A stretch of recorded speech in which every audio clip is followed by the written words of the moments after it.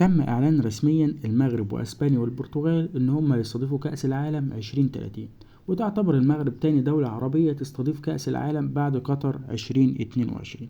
طبعا مليون مبروك للمغرب وشعب المغرب الشقيق.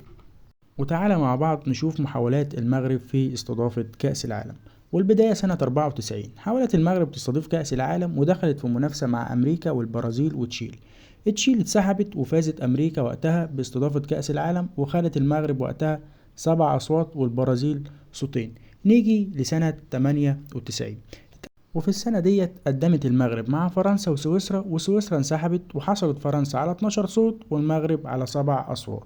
نيجي بعد كده لسنة 2006، كانت المنافسة شرسة بين ألمانيا وجنوب أفريقيا، وانتهت لصالح ألمانيا ب 12 صوت مقابل 11 صوت لجنوب أفريقيا، والمغرب وقتها خدت 3 أصوات وانجلترا 5 أصوات.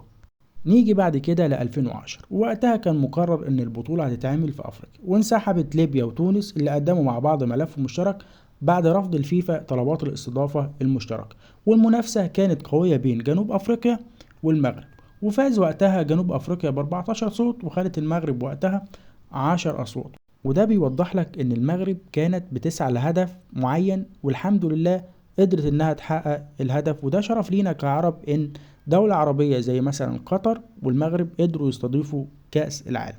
وده بيعلمك انك تعرف اخطائك وما تكررهاش وتتعلم منها وتعدل وتشتغل على نفسك علشان النتيجة تختلف وتبقى افضل.